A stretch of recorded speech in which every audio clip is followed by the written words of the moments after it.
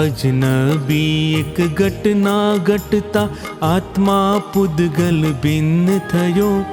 હું ને મારું ભેગું હતું તે છૂટું થતા ઘટસ્ફોટ થયો. કોણ હું તે સમજાયું ને કોણ હું નહીં સ્પષ્ટ થયું. પોતાના ઘરમાં જઈ બેઠો અજવાળું છલકાઈ રહ્યું. કાલ સુધી તો હતો પરાયો જ્યાં નહીં મારું અધિકાર કર્યો. શક્તિ નહીં કંઈ કરી શકવાની તે ક્ષેત્રે હું વ્યસ્ત થયો. આત્મશક્તિનો હતો સ્ત્રોત તે અહંકારથી અવરાયો. ગર્વ અને મમતાના વેશે ઠેર ઠેર હું નાચી રહ્યો. સર્વ સ્થળે હું બંધાયો પણ છેવટ જ્ઞાની મળી ગયો. જ્ઞાની પુરુષની કૃપા અડીને મુઠ્ઠી ખુલતા છૂટી ગયો. આત્માની સન્મુખ થયો ને અપૂર્વ અનુભવ પ્રાપ્ત થયો. આત્મ ખજાનો જડી ગયો ને અહો અહો ઉદ્ગાર થયો. આત્માર્થે બહાર ભટકતો મૂળ વાત હું ચૂકી ગયો.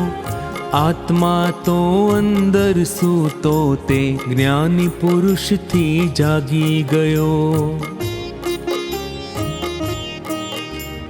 પ્રકાશના કિરણો આવ્યા ને અંધકાર હવે દૂર થયો. આત્માનો અણસાર પામતા નવા ક્ષિતિજનો ઉદય થયો. હું કોણ છું એ સમજાતા હવે નવો પુરુષાર્થ થતો. અર્થહીન જે ક્રિયા હતી ત્યાં નવા અર્થનો યોગ થયો. આજ સુધી લૌકિકમાં રમ્યો હવે અલૌકિક અર્થ મળ્યો. જ્ઞાની પુરુષથી મર્મ મળ્યો ને પરમ અર્થમાં સરી ગયો. સાધન સર્વે સમ્યક બનતા મૂળ સાધ્યનો લક્ષ્ય થયો. દેહધારી પરમાત્મા મળ્યો ત્યાં જ હવે હું ઠરી ગયો.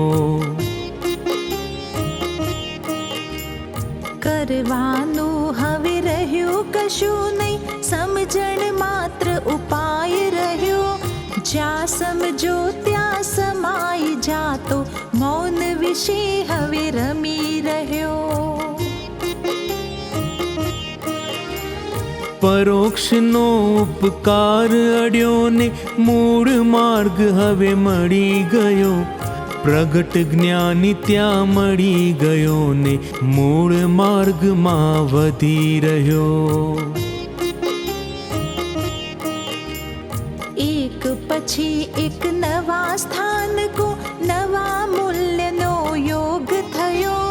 સરળ સુગમ છે મોક્ષ માર્ગ એ છેવટમાં અનુભવ પામ્યો. સરળ સુગમ છે મોક્ષ માર્ગ એ છેવટમાં અનુભવ પામ્યો. સરળ સુગમ છે મોક્ષ માર્ગ એ છેવટમાં